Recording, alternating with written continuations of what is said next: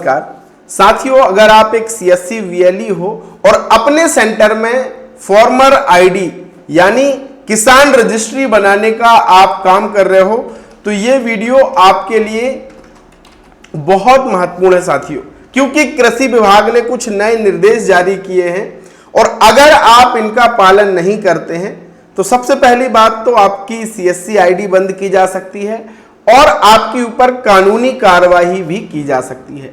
क्योंकि साथियों, ये जो जानकारी एकत्रित की जा रही है यानी किसान भाइयों की ये जो फार्मर आईडी बनाई जा रही है, ये भविष्य में आने वाली विभिन्न योजनाओं का फायदा इस फार्मर आईडी के जरिए, इस किसान आईडी के जरिए मिलने वाला है। यानी ये बहुत ही महत्वपूर्ण डेटा है, इसलिए जो दिशा निर्देश है उसके हिसाब से ही आपको काम करना है, वरना आपको समस्या हो सकती है। आगे मैं आपको सारी चीजें बताने वाला हूं। तो स्वागत है आप सभी का आपके अपने YouTube चैनल डिजी डुंडी इन्फो में। मेरा नाम है अरुण लोधी और यहां पे हम सीएससी से जुड़ी हर एक अपडेट, नई सर्विस, नए अपडेट की चर्चा करते हैं। साथियों, अगर आप सीएससी परिवार में नए हैं और आपको सीएससी से जुड़े अपडेट नहीं मिलते हैं या काम नहीं आता है तो चिंता मत करो, डिस्क्रिप्शन में डिजी डुंडी इन्फो ऐप का लिंक है, उसे डाउनलोड करना और डाउनलोड करने के बाद सीएससी का फ्री कोर्स आपके लिए चल रहा है।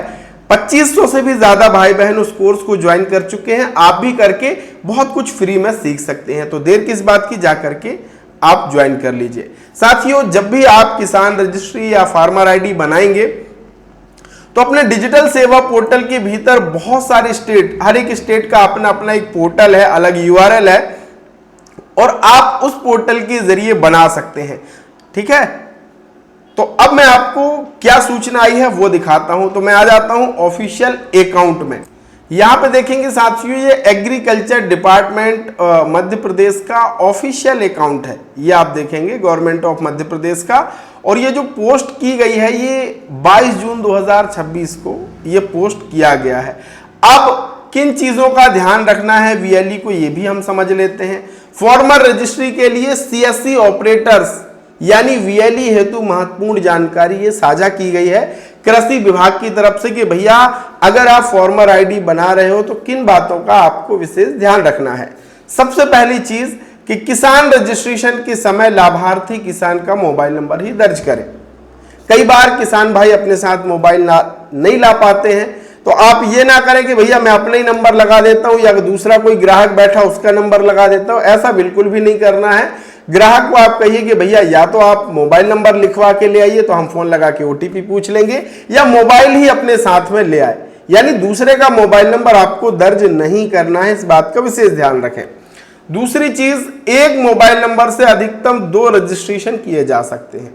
आप किसान बंधु को पूछ सकते हैं कि भैया आपके परिवार में किसी और ने तो इससे रजिस्ट्रेशन नहीं कराया है, क्योंकि 2 से अधिक किसान पंजीयन एक मोबाइल नंबर से नहीं किए जा सकते हैं। तीसरी चीज ध्यान रखनी है आपको कि केवल लाभार्थी की भूमि का विवरण ही दर्ज करें।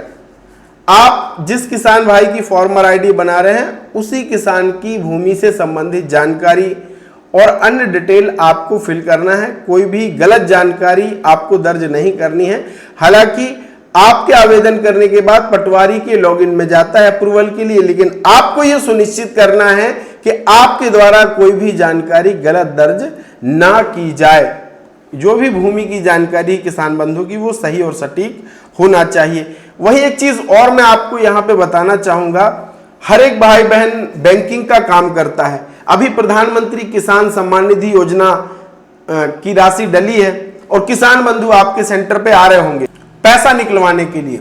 अब बहुत सारे अभी भी ऐसे किसान बंधु हैं जो आपके सेंटर से पैसा निकाल रहे हैं, लेकिन आप उन्हें पैसा भी दे रहे हो, लेकिन जो वीएलई है, जो ऑपरेटर है, वो अपने पास कोई भी एंट्री नहीं करता है, या अगर कर भी रहा है तो ऐसे ही नॉर्मल रजिस्टर उसने बना रखा है जो कभी खो जाता है, कभी मिल ही नहीं रहा है। इस तरीके की चीजें हैं, तो ये आपको नुकसान पहुंचा सकती हैं। कल को अगर कोई ग्राहक कह दे, बैंक में जाके शिकायत कर दे कि भैया मैंने इस तारीख को यहां से मेरे खाते से पैसा कट गया है, जबकि मुझे जो संबंधित संचालक है उसने पैसा नहीं दिया है, तो आपके ऊपर आएगा चार्ज बैक। और फिर चार्ज बैक से बचने का एक ही रास्ता है कि आपको प्रूफ देना पड़ेगा कि आपने ग्राहक को पैसा दिया है। अब आपने कोई रजिस्टर ही नहीं बनाया है तो कैसे आप साबित कर पाओगे कि हाँ मैंने किसान को पैसा दे दिया है? फिर तो आपको जेब से देना पड़ेगा। तो इसलिए अपने एईपीएस रजिस्टर का एक प्रॉपर रजिस्टर बनाइए, उसमें विधिवत एंट्री करिए। अगर आपके पास रजिस्टर नहीं है तो हम आपको उपलब्ध करा रहे हैं, ये मेरा व्हाट्सएप नंबर है, अच्छी क्वालिटी का सबसे कम पैसे में हम आपको रजिस्टर उपलब्ध करा देंगे। उसमें आप एंट्री करिए ताकि भविष्य में आने वाली चार्जबैक और अन्य दिक्कतों से आपको बचाव हो सके, ये विशेष ध्यान रखिएगा। और चौथी चीज है कि सीएससी आईडी का उपयोग जिम्मेदारी से करें। नियम उल्लंघन पर ऑपरेटर स्वयं जिम्मेदार होगा। आपकी जो सीएससी आईडी है आप किसी अन्य को साझा ना करें। मान लीजिए आपकी जो आईडी है आपने अपने दोस्त को शेयर कर दी, अब उस दोस्त ने लॉगिन करके किसान भाइयों का गलत डेटा फीड कर दिया, तो विभाग ये नहीं जानता कि आपने दोस्त को शेयर करी थी मदद करने के लिए। विभाग आपके ऊपर ही कार्रवाई करेगा। इसलिए अपनी सीएससी आईडी पासवर्ड किसी को भी साझा नहीं करना है, इस बात का विशेष ध्यान रखिए। पांचवी चीज, गलत और भ्रामक जानकारी देने पर बीएनएस भारतीय न्याय संहिता के तहत कार्रवाई होगी। ये सबसे महत्वपूर्ण है साथियों।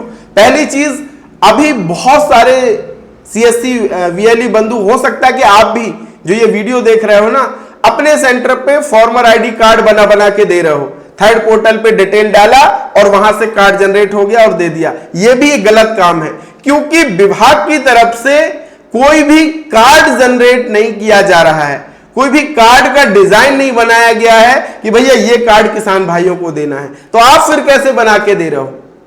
आप थर्ड पार्टी पोर्टल पे जाके किसान भाई की डिटेल दर्ज करते हैं, वहां से कार्ड जनरेट कर रहे हो, तो ये भी गलत काम ही समझो। आप ये काम भी मत करो।